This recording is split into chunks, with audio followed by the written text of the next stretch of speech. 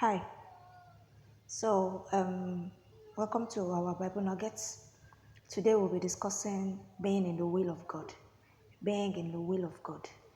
Today I woke up and I was asking God, why is it that when one has decided to commit to you and wholly follow you, that is when we start experiencing some sort of setback, attacks, delay, a lot of I don't know. I don't understand. And I was asking God why. Is it is it we are your children? Why do you take pleasure in making us suffer just because we want to serve you and be in your will? While others are there, out there, people that are not as committed as we are, people that are not even serving God, and they are there striving, and you are just there, barely surviving, barely living. You're just there, just wondering what is going on around you. And yet, you are serving God. And you're not prospering. Things aren't working out the way they are supposed to work out for you.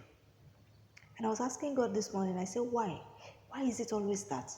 Is it a crime now to follow you? Aren't we supposed to be the most prosperous people on the surface of the earth?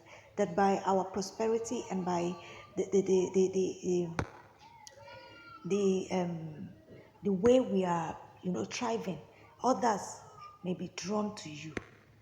And then immediately I received an answer. And the Spirit was telling me that if everything is working fine for you, if, okay, because you decide to serve me now, I now start giving you everything that you need, that you want, that you crave, and you start prospering and everything is going fine for you. What does that prove to me? Does that prove to me that you are a loyal servant or that you really love me? Doesn't it just prove that you are serving me because of the prosperity you are getting? I put you through all these things because I'm testing your heart. Because I want to see how really committed you are. I want to see that you are really not just using the word of mouth, but you are fully committed and you really are sold out for me. I want to test the love that you have for me. That is why I put you through so much. And if you really look at it very deeply, you'll see that the temptations that I allow you go through, they are not more than you can bear. And even in that temptation, I still give you the strength, the grace to be able to stand firm and keep going. So I know what I am doing. I know exactly what I am doing. Just hang in there and keep worshiping me. You will definitely get reward for your service, most definitely. And then he now referred me to our father Abraham. Abraham had everything, everything. He prospered, he had cattle, he had men servants, he had maids, he had so many things working for him.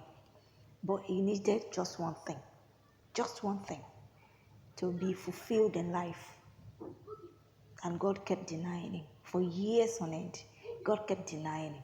He needed an heir to carry on his legacy, an heir to be able to bequeath his wealth to, an heir to carry on his name. And yet, God refused to give him an heir.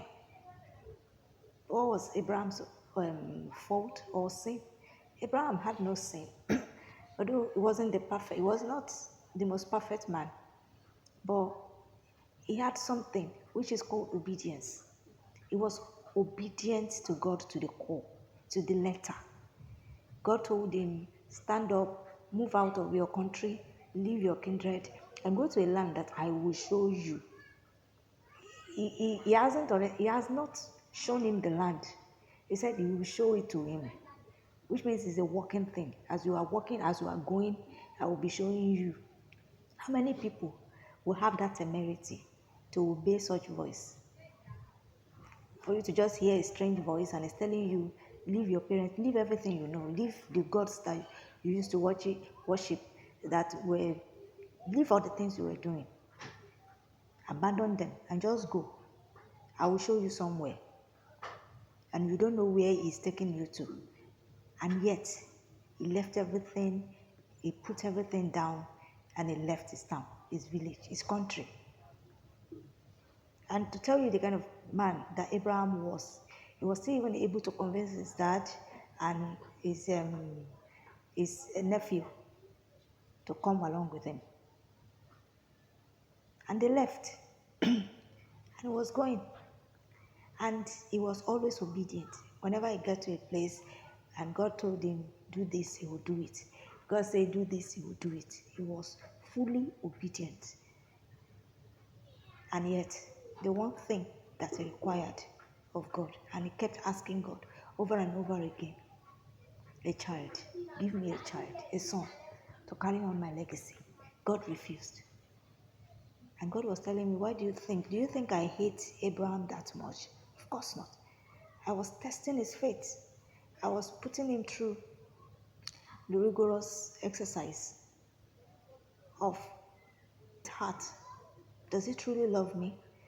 Or is he just serving me because of the prosperity that he gets?